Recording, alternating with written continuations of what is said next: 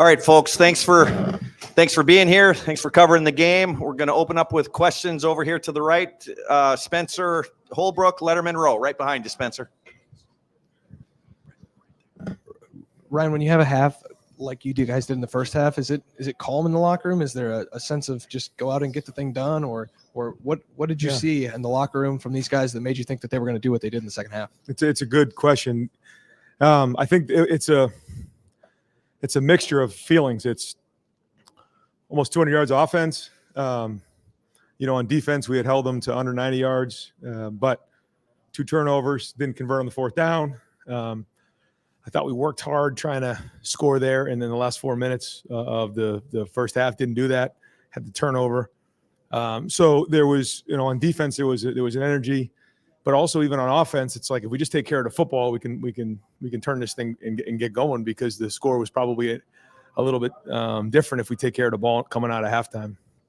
Then, we really wanted to come out and have a great drive, to start the third quarter, and then we start getting the short fields on the turnovers, and the game just flipped there, and I think it ended up being 28 straight points, and so that was good to see. Not that you like to see those kind of things, but it is good to face a little bit of adversity and see how our team responds. And so all things we can learn from. Over to the left, Cameron Teague Robinson, The Athletic. Ryan, it seemed like you guys could run when you wanted to in this game. Deep at the line, kind of controlled Caleb Johnson. For both sides of the ball, how important for this program going forward was it for you to see that you could dictate things up front on off the line and deep at the line? Well, that was the challenge coming in, was we say 60 minutes of inside drill and figure out where we are running the ball and stopping the run. So we have a reference point moving forward.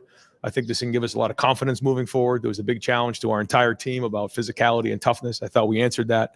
We'll watch the film and get it figured out. But there's a team right there that feels like they got challenged and they answered that. But as you can imagine, it didn't take too long for us to set our focus on Oregon. And so our focus is when we leave the locker room today that we're already starting on Oregon. But all that being said, we will watch the film tomorrow. We'll learn from it. We'll call out the champions, identify those, and make sure that we recognize the hard work that was done to go win this game, because we have a lot of respect for Iowa, Coach Ferentz, and the way they do things. It's a veteran team that's played a lot of football, and it's not easy to rush for 200 yards against that defense.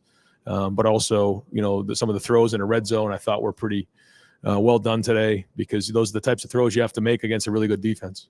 Over to the right, Dylan Davis, Delaware Gazette. Ryan, we know how good Tyleik Williams is, but just how big of a difference does he make to what you're able to do inside, especially in a game like this where they're going to try to run right at you? Well, there's a confidence, because he's a very good player, but he also is a very good communicator, and so he's constantly talking to guys in there, and I think it's good to get everybody on the same page, but great to see Ty Hamilton get that sack fumble, and then Jack, and I thought our guys were flying around today. Good to get IGB a pick like that. I mean, those are all huge plays in the game, which helped flip. So overall, I felt like I don't know if I mentioned this on Tuesday, but when you come into games, I think especially for guys like Jack and JT, there's this, well, how many sacks are you going to get? Well, if they're running the ball every play, it's hard to get sacks. And so what do? You stop the run and then force them, go up by a couple scores. We wish we had done that a little bit sooner, force them to throw the ball, and then here come the sacks, because now there's opportunity. And I think they did that and saw some big plays happen.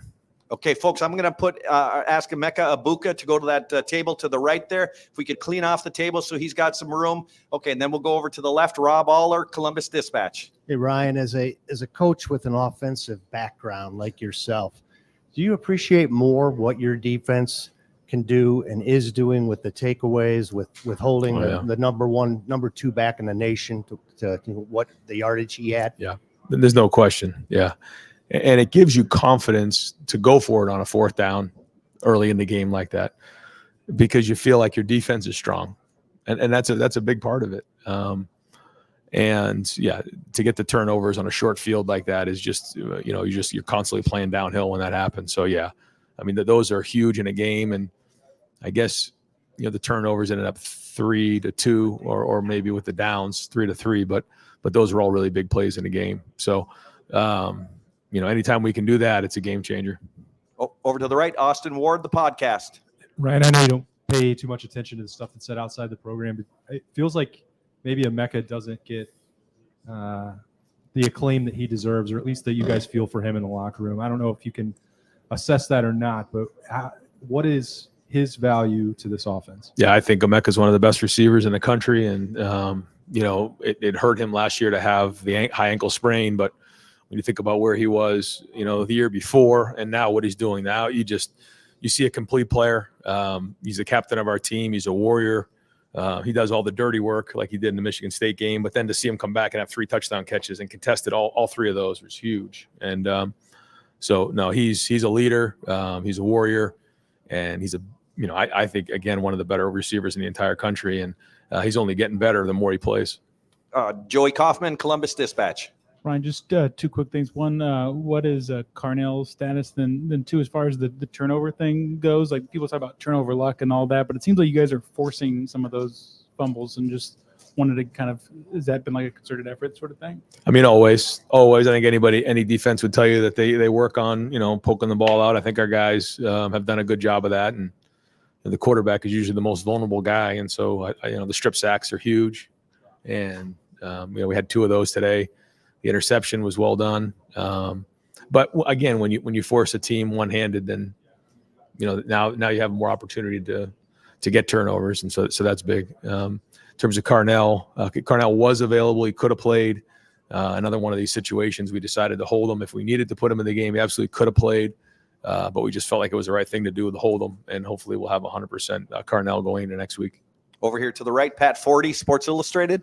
Ryan, you knew Jeremiah Smith was an elite talent coming in, but what about him made him ready to contribute and be a huge impact right away? I think probably overall maturity. What I mean by that, like his physical maturity, he's big and strong, as you see, and so that's important. I think the next thing is his emotional maturity. This is somebody who practices hard every day. He's avoided distractions up until this point. He stays disciplined, practices really hard. I know that fumble is going to absolutely kill. It's going to bother him. And I think that's what makes him great. But he also has a lot of confidence, and we have a lot of confidence. That we go right back to him and know what he's capable of. So he's got a great, coach in Brian Hartline. He's got a great mentor in Emeka Ibuka. But he also came in with a great work ethic and a great mindset. But also, physically, he's big and strong, which allows him to get on the field sooner. Bill Rabinowitz, Columbus Dispatch. This was the best defense Will Howard has faced. I'm sure he had the pick. He had some throws probably would like to have back. But then he obviously rebounded and second. How would you kind of assess his performance and what you think he got out of this game? I think he's going to get confidence coming out of this game. But I think when you have a couple things you'd like back, you learn from those. And there's also, he doesn't get rattled, and there's times where, I even try to rattle him in practice and he doesn't. I mean, he kind of looks, I got you, coach. All right. And that's a good sign for a quarterback. And I know he would like to have, that throwback and, a couple other things, but I thought, the throw to Jeremiah on the double move was excellent. And some of those throws down the red area, the one in particular to Emeka in the corner of the end zone here on the close side was a tremendous throw and catch. And he did make some nice third down throws. And even the third down throw he made on 3rd and long to get it to 4th and manageable. We probably were going to pooch there, but he got enough. Jeremiah got it to, I think, was it 4th and 2 or 4th and 3. And then he converts on the 4th down. I mean, those are huge plays. And then the red zone throws. So that's winning football. And then when you add that into, him making a few plays with his feet, that's sort of the X factor right there. Tim May, Letterman Row. Thank you, Jerry. Ryan, just 2 quickies. Number one, are you more proud, this is like asking which kids you like most, but are you more proud of the way the offensive running game went today, or are you more proud of the defensive play against the rush? I mean, obviously we talked about earlier. I mean, that's 2 kids you got to love, I guess, at the same time. But that was the challenge. Run the football, stop the run. And it starts with the guys up front. I thought the offensive line played hard. I thought Justin prepared them. I thought the plan was good with everybody on the offensive staff. I thought Chip put a good game plan together, called a good game. I thought the running backs ran hard again. I mean, physically hard. But the defense really showed up, and it started off with a really good week of Tuesday and Wednesday. We had our second offensive line go down and give a great look. And Tuesday was okay. Wednesday was much better. And then, the guys really showed up on Saturday. So if we can keep grinding on these, Tuesday and Wednesday practices, we can keep building on this, because that's, to me, what the difference is. And, we're going to need a big week of work this week against Oregon. You already mentioned Oregon. I mean, it's already on your mind and stuff. How big a game is this mid-season? I mean, can you put it in perspective? They're all big, but, I think just the way the schedule's played out, the competition is ramped up each week. Yeah, just the way that it played out. And here we go. I mean, this is going to be a great opponent, and we're looking forward to going across the country and playing it. Folks, we're going to have 3 more questions for Coach David. In the meantime, I've got Donovan Jackson at the back table. Over to the left, Bill Bender, the Sporting News. Right here. Yeah, you already said it. Tim kind of touched on it, but the drive to open the game, drive to open the second half, kind of mirror good mix of run and pass. Was there a discussion at halftime like, we want to come out and run the ball? I think it was 5 straight, and it set up that deep shot. Yeah, I mean, we always want a good mix. And to your point, when the runs are hitting for 4 and 5 and the balls are being completed, that makes it easier. But you're right. I thought both of those drives were well orchestrated, well designed, and well executed. And I think that's when we're at our best, when you feel like, okay, you got some run, you got some pass, you're converting on third down. And that's what we're capable of, and that's what we expect. Over to the right, Jake Trotter, ESPN. Right. Back to Jeremiah, those 2 catches in the third quarter, how did they help change the game? Yeah, I that was a big point in the game, and I think it was third and 6 or 7, and we caught them in a bracket coverage and executed that double move, and you only get a couple of those in practice where you can actually get it. But the key to me, I thought the throw and the catch was excellent, but the protection on a double move has to be really strong because it takes time. And I thought I'd like to see how much time that actually took on the watch. My guess is probably longer than 3 seconds. Anytime you get that kind of protection, that's huge. And so that was a challenge for the offensive line. We knew that on that play we could get a next play if we were able to hold on, and we did. And then Will and Jeremiah did the rest. And then to come right back with the one-on-one was a big time play. Yeah. And final question for Coach Steve Hellwagon, 24/7 Sports. Coach, I want to ask you about the linebackers, Sonny Styles, Cody Simon. It just feels like with each game, you're feeling Sonny Styles' presence a little bit more. He seems like he's getting comfortable and confident. And that series down on the goal line where they didn't let him off the goal line right before halftime, those guys really stood up. Yeah, they did. And you look at Higgins for them, number 34. I think he had 171 tackles last year. How many inside zones has he seen in his life? And you think about where Eichenberg was, and you think about some of the great linebackers that are out there. They've played a lot, they've seen a lot. They're able to diagnose plays, and the more Sonny plays, the more he's able to learn and diagnose those plays faster. And Cody played strong in there. Arvell was in the mix. Safeties were strong. Lathan came up, made some plays. Caleb played well again. So they were all involved with it. But no, good to see Sonny get more and more of those reps, because every rep he gets is an investment in his future, and he'll play faster and faster the more he plays. Great. Coach, thank you very much. Thanks, guys. All right, if we can start to wrap up with Emeka Egbuka, and then we're going to bring Will Howard up for a mini lightning round.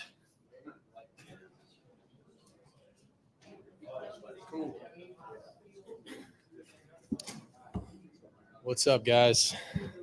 How we doing?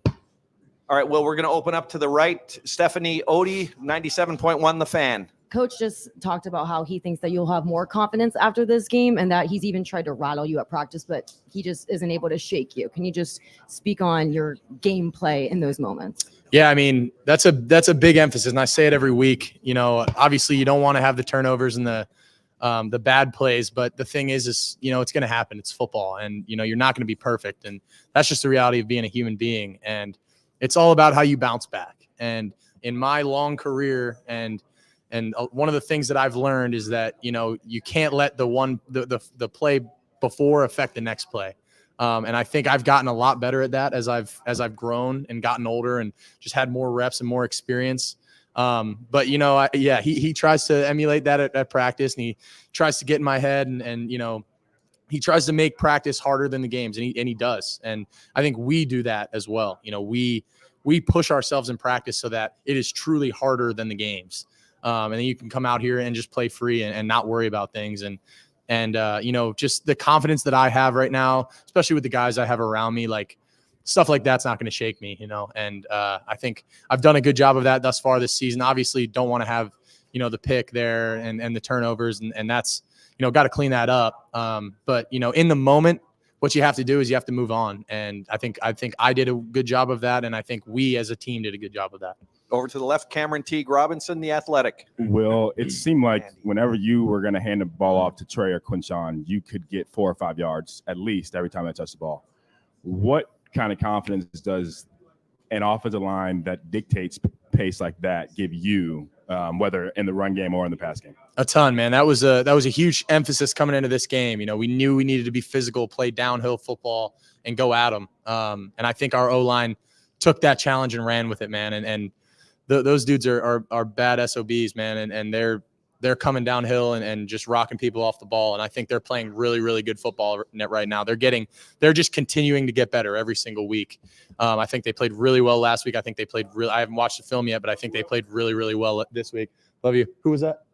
Mac. Love you, Mac. But the overall, man, those guys are playing their butts off. And then, you know, I mean, you let Q and Trey do the rest. And, you know, we say we want to have our O-line get 2 and our backs get 2 every single play. And, you know, I think our O-line's getting us 4 and our backs can get us, you know, 60 plus. So, I mean, it's good. And I mean, our O-line's playing at a really, really high level right now. And, you know, across the board, I'm really proud of those guys.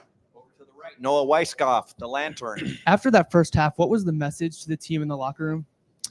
I mean, I wouldn't say anything was really different, man. It was we just came out and we said, you know, it's a new half, and you know, we always put the emphasis on that middle 8, you know, and ending the first half the right way and starting the second half the right way. And we did not execute the middle half in the first half, but coming out of the halftime, going down, getting a score, you know, getting a couple turnovers, like that was huge. And that was, you know, our emphasis was like, we have to come out and start fast. We got to go down and get a score.